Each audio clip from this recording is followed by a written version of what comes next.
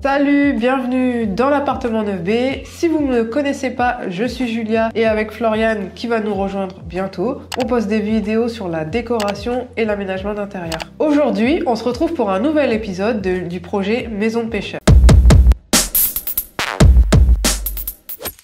Tout d'abord, si vous avez manqué la vidéo de présentation du projet, on vous met le lien juste ici. Je vais vous faire un petit résumé quand même du projet. En gros, on rénove une maison de 1900 et on vous emmène dans les coulisses du projet. Et aujourd'hui, on va réfléchir ensemble sur la distribution des pièces de l'étage. Alors, dans la vidéo précédente, on vous disait qu'on souhaitait redistribuer les pièces car la maison est constituée de 2 chambres en enfilade. Petit rappel, des pièces en enfilade, ce sont des pièces qui sont alignées ensemble entre 2 murs et elles communiquent entre elles sans couloir. Et donc ici précisément, on est obligé de passer dans la chambre 1 pour accéder à la chambre 2. Souvenez-vous, notre première idée était de revoir totalement l'agencement du premier étage. On voulait créer une ouverture ici et également un couloir de faible largeur pour ne pas trop empiéter sur la chambre. On obtiendrait ainsi 2 chambres indépendantes. On a commencé à consulter les entreprises pour créer cette ouverture. On a reçu un premier devis à quasiment 4000 € pour faire l'ouverture entre les 2 pièces. Je ne vous cache pas que c'est un budget conséquent alors qu'il y a beaucoup de travaux dans la maison. Autre point, dans cette période un peu compliquée, les délais pour avoir des artisans disponibles sont très longs. Ce qui repousse le projet au début de l'été et cela bloque pour avancer sur la suite des travaux. Et effectivement, c'est toujours mieux de commencer par la démolition.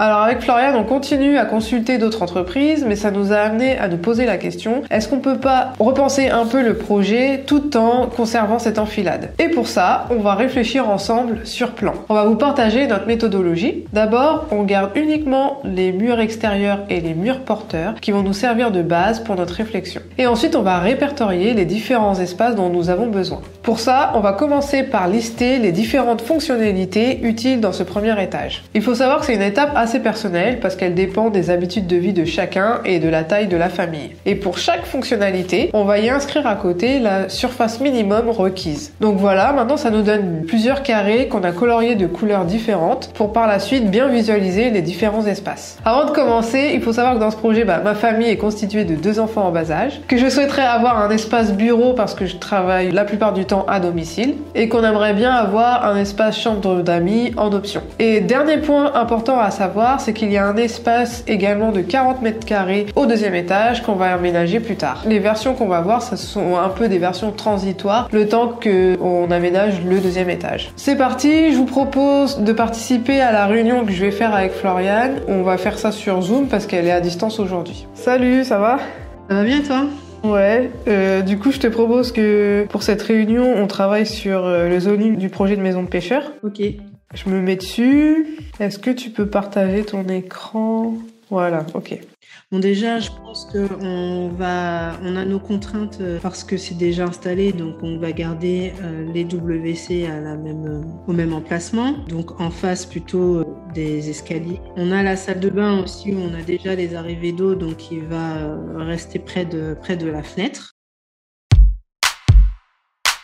Et donc, à partir de là, je pense que la première idée, ce serait de mettre la chambre des enfants dans la grande chambre et de les mettre tous les 2 dans la même chambre. Donc, soit c'est une chambre ouverte, soit peut-être pas une petite cloison, mais qui pourrait être ouverte selon les envies pour qu'ils puissent avoir chacun leur espace quand ils ont besoin de se reposer et qu'en même temps, ils puissent jouer ensemble quand ils ont envie. Ensuite, ce qui pourrait être intéressant, étant donné qu'on est accolé à la salle de bain, en soi, on pourrait peut-être faire passer aussi des arrivées d'eau pour leur permettre d'avoir une salle d'eau. Ouais, c'est un projet qui semble intéressant. Parce qu'on pourrait au même aller plus loin en imaginant une verrière coulissante qui sépare les 2 enfants dans la pièce, étant donné que on a une très grande pièce en fait. Ça pourrait être vraiment sympa. En termes de graphisme et tout, je pense que ça peut être sympa et effectivement, avec la taille de la pièce, on peut se le permettre. Du coup, la chambre parentale, on la placerait dans la pièce du fond. Oui, parce que effectivement, on essaye d'éviter de mettre une chambre dans une pièce de passage. Donc, si on considère comme c'était le postulat de base qu'on voulait essayer de trouver des solutions en gardant l'enfilade, Du coup, effectivement, il vaut mieux que la chambre parentale soit dans celle du fond. D'accord. C'est une bonne idée. En plus, c'est une chambre qui est exposée sud. C'est une grande chambre. Ça permet aussi de placer des rangements éventuellement. Oui, pourquoi pas, oui. Donc après, c'est un peu dommage parce qu'effectivement, le balcon est dans la chambre juste attenante. Mais on pourrait faire un espace invité, /bureau. Effectivement, je pense qu'on profite plus aussi du balcon en mode bureau, puisque maintenant, avec le home office, on va être vraiment énormément dans cette pièce. Donc, peut-être que c'est agréable aussi d'avoir un balcon dans cette pièce-là. Les avantages que je vois, c'est qu'on a une belle luminosité pour travailler. Oui. Du coup, c'est vrai que ça stimule la créativité. Pour les enfants, ça leur fait un espace commun pour jouer. En plus, c'est des enfants qui sont assez rapprochés en âge, donc on peut se permettre de les mettre dans la même chambre sans que ça pose trop de problèmes. Ce que j'aime bien aussi dans cette proposition, c'est que la zone bureau est séparée de la zone enfant, donc on peut travailler dans le calme quand les enfants sont à la maison. Oui, ça c'est vrai que c'est un avantage aussi. Troisième point que je vois d'intéressant, c'est d'avoir une salle d'eau indépendante pour les enfants, qui permet que même quand on a du monde, ça fait 2 salles de bain à cet étage, et ce qui est plutôt pratique. L'inconvénient principal, c'est pour les parents lorsqu'il y a des invités, c'est-à-dire qu'on est obligé de passer par la chambre des invités pour sortir de la chambre. Ça, c'est vrai que c'est vraiment le gros point noir où effectivement la chambre parentale elle est un peu coincée dès lors qu'il y a des invités. C'est un peu moins confortable. Et dernier point, c'est que les enfants se situent dans une chambre où il y a une lumière traversante, donc une lumière au nord et au sud-est, mais c'est une pièce qui est un peu moins lumineuse que les 2 autres chambres. Dans celle-ci, ça me plaît pas mal d'avoir les chambres des enfants dans le grand espace. Ça rentre bien, on voit bien les 9 mètres carrés qu'on attribue normalement à chaque chambre. Ça rentre assez aisément. La chambre parentale, toujours dans la chambre du fond. Par contre, peut-être que pour régler le problème de l'espace invité qui se retrouve coincé entre la chambre parentale et puis le palier, peut-être que finalement, on peut un peu lésiner sur cet espace-là. C'est-à-dire qu'au lieu de lui attribuer une chambre réelle, on se servirait du palier. Peut-être imaginer un coin canapé qui peut s'ouvrir, un coin qu'on pourrait faire quand même assez cosy, mais effectivement, peut-être moins accentué sur l'espace invité et plutôt garder la chambre avec le balcon pour faire un vrai beau bureau et intégrer le dressing également. Ce qui fait que du coup, même la chambre parentale devient presque une suite parentale. J'aime bien cette proposition parce que l'avantage numéro 1, c'est d'avoir une vraie suite parentale avec un bureau agréable pour travailler, un vrai dressing, enfin un dressing assez spacieux. Et j'aime bien aussi cette proposition dans le sens où le palier est pas juste un lieu de circulation, mais il est aussi animé par un canapé, un espace un peu plus confortable. Après, les inconvénients, c'est plus pour les invités, puisque c'est moins agréable de dormir sur un palier, entre guillemets, que dans une vraie chambre. C'est vrai, et aussi, c'est du coup une pièce qui sera aveugle. Il n'y aura pas directement de fenêtre. Ok, sinon après, les avantages et les inconvénients, ça reste ceux de la première version. Oui, ça reste sensiblement pareil, sauf où effectivement on a réglé ce souci de chambre attenante à l'espace invité. Mais c'est aussi un autre parti pris, quoi. Ça dépend si on pense recevoir énormément, à quelle fréquence, etc.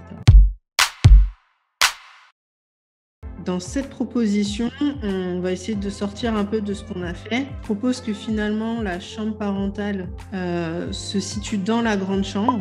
Et donc, effectivement, dedans, ça nous permet d'intégrer le bureau et une salle d'eau. Donc là, on a vraiment ce côté suite parentale. Et on aurait du coup les enfants chacun dans une chambre différente, donc dans les chambres en enfilade. On garde donc les WC et la salle de bain au même endroit, mais par contre on aurait un grand espace dressing sur le palier qui sert pour toute la maisonnée. Par contre, effectivement là, on n'a plus de place pour mettre l'espace invité. Alors je sais que tu avais vraiment envie d'avoir un espace invité, mais peut-être que comme après il va y avoir un autre étage, on pourra dans l'évolution de la rénovation de la maison trouver un autre endroit pour intégrer l'espace invité, ou alors on peut envisager qu'il reste dormir plutôt dans le salon avec un canapé lit, etc., qu'on aménage plutôt le salon dans ce sens-là. Alors c'est moins pérenne effectivement, Mais ça a l'avantage que chacun là vraiment ait son espace. J'aime bien aussi cette proposition. L'idée que les enfants bénéficient de la meilleure luminosité, c'est quelque chose qui me semble intéressant. On a bien ce côté zone enfant, zone parentale, qui est bien séparé.